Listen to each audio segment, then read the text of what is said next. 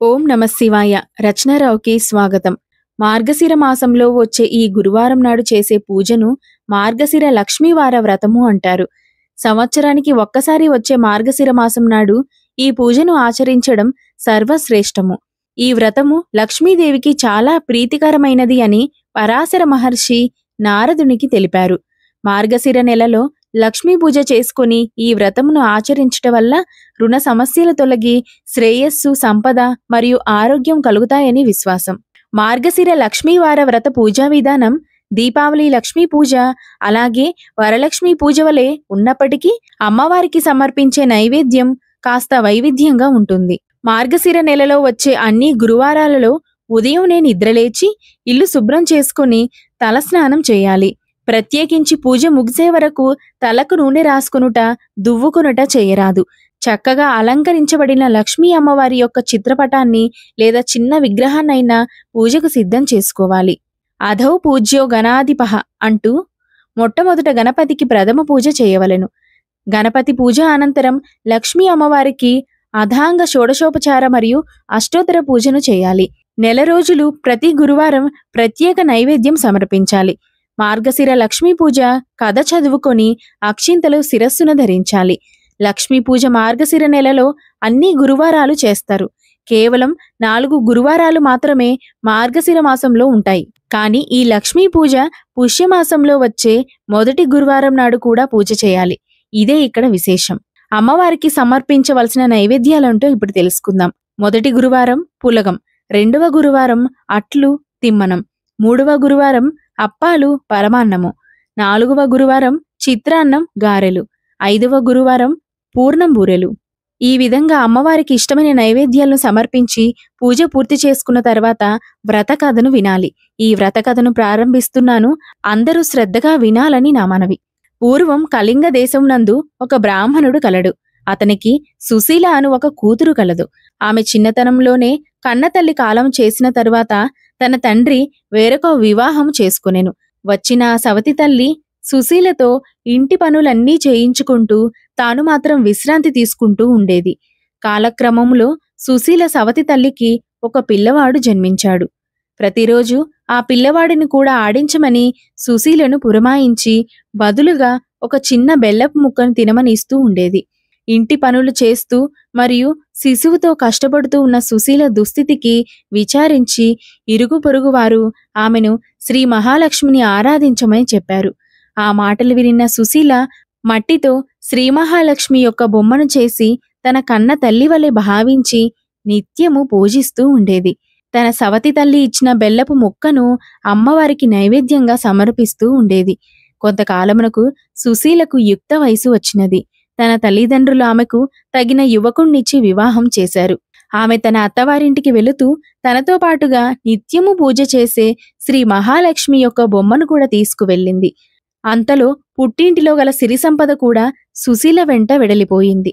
అత్తవారింటి వారు అకస్మాత్తుగా వృద్ధి చెందిన సిరి సంపదలను చూసి ఆశ్చర్యపడుతూ తమ కోడలి అదృష్టము అనుకొని ఆమెను ఆప్యాయంగా చూసుకుంటూ ఉన్నారు. కొంతకాలానికి సుశీలకు తన పుట్టింటి వారు దారిద్ర్యమును అనుభవించుచున్నారని తెలిసి వారికి సహాయం చేయాలనిపించి తన భర్తను అడగగా అతను సమ్మతించెను. ఆమె తన సవతి తమ్ముణ్ణి పిలిపించి ఒక కర్రకు జోల కట్టి ఆ జోలయందు బంగారపు నాణెములను పోసి ఇంటికి తీసుకువెళ్ళమని చెప్పెను. తన అక్క చేసిన సహాయానికి ఆనందభరితుడైన ఆ తమ్ముడు తిరుగు ప్రయాణము చేసెను. మార్గమధ్యమున కాలకృత్యములు తీర్చుకొనుటకు ఒకచోట వాటిని ఉంచి తిరిగి చూసుకునగా బంగారపు నాణెముల గల జోలకర్ర కనిపించలేదు. ఎవరో దొంగతనం చేసినారని గ్రహించి బాధతో తన ఇంటికి వెళ్ళిపోయాడు.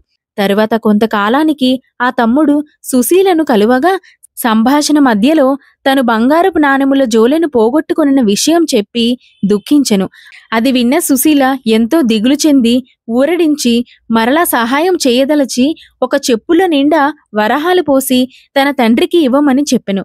తిరుగు ప్రయాణమున ఒక కుక్క వరహాలు గల అతని చెప్పును నోటకరుచుకొని పారిపోయెను. మరలా దుఃఖించుచు అతను ఇంటికి చేరెను.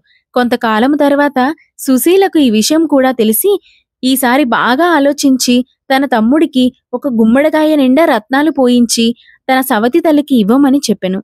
ఆ తమ్ముడు తిరుగు ప్రయాణమున ఒక చోట కూర్చొని చద్దిని తింటూ ఉండగా అక్కడికి వచ్చిన ఒక వ్యక్తి ఆ గుమ్మడికాయను దొంగతనం చేసి పారిపోయెను. ఇది గ్రహించిన ఆ తమ్ముడు బాధపడి దురదృష్టమును నిందించుకొనుచు తిరిగి ఇంటికి చేరెను. ఇలా ఉండగా తన పుట్టింటి వారిని చూడాలని కోరిక కలిగి సుశీల ఒకనాడు ఆమె పుట్టింటికి వెళ్ళెను. తన తమ్ముడి ద్వారా జరిగిన విషయములు తెలుసుకొని విచారించెను.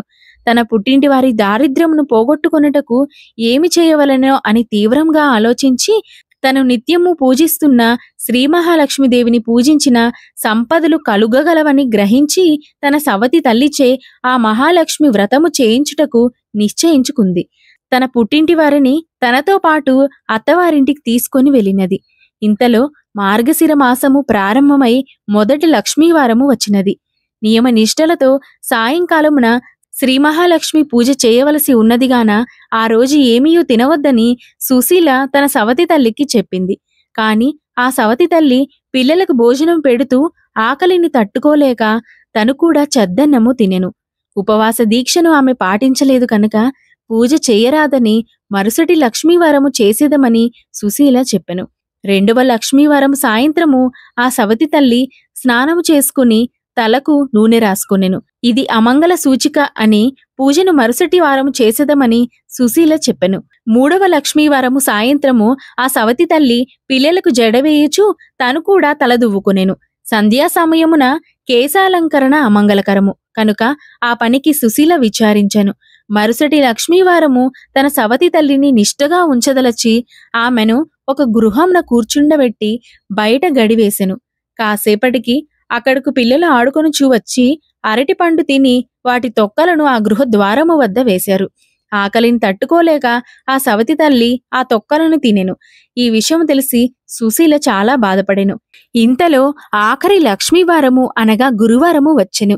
శ్రీ మహాలక్ష్మి పూజకు శ్రేష్టమైన మార్గశిర మాసము వెడలిపోయిన మంచి అవకాశం చేజారిపోగలదని గ్రహించి ఈసారి ఎటులైనా సరే తన సవతి తల్లితో పూజ చేయించాలని పట్టుదలతో వ్రతభంగము కాకుండా తన తల్లిని కొంగున ముడివేసుకుని ఏ విధమైన నియమభంగము కలగకుండా జాగ్రత్త పడింది. ఆనాటి సాయంత్రము తనతో పాటు తన సవతి తల్లితో కూడా శ్రీ మహాలక్ష్మి పూజ చేయించింది. పూజానంతరము ప్రసన్నురాలైన శ్రీ మహాలక్ష్మి సుశీల పెట్టిన నివేదనను స్వీకరించి ఆ సవతి తల్లి పెట్టిన నివేదనను తిరస్కరించింది. భక్తి శ్రద్ధలతో సుశీల ఇది ఏమని అడుగగా శ్రీ మహాలక్ష్మి, ఓ సుశీల, నీ చిన్నతనము నువ్వు నా పూజ చేస్తున్నప్పుడు ఈ సవతి తల్లి కోపగించి చీపురుతో నిన్ను కొట్టినది. ఆ దోషము వలన నేను ఆమె నివేదనను స్వీకరించలేను అని చెప్పింది. దానికి సుశీల తన సవతి తల్లి చేసిన పనిని మన్నించమని ప్రార్థింపగా అటులనే అని అమ్మవారు పలికి నివేదన స్వీకరించింది. వారి ఇరువురి ఇంట సుఖ సంపదలు వృద్ధి చెందగలవని వరము ఇచ్చింది. ఆ ప్రభావమున తన సవతి తల్లి ఇంట సంపదలు క్రమంగా వృద్ధి చెందాయి. అటు పిమ్మట ప్రతి సంవత్సరము వచ్చు మార్గశిర మాసమున 5 లక్ష్మీవారములు నియమనిష్టలతో శ్రీ మహాలక్ష్మి పూజ చేసి తమ విభవము కొలది పరమాన్నము, పులగము, బూరెలు, అప్పాలు మొదలైన వాటిని నివేదనములుగా చేయుచు వారి ఇరువురు కుటుంబాలు సుఖ సంతోషాలతో ఆనందంగా ఉన్నారు. విన్నారు కదా, ఎంత మంచి కథో. శ్రీమాత్రే నమః. అందరూ బావుండాలి, అందులో నేను ఉండాలి.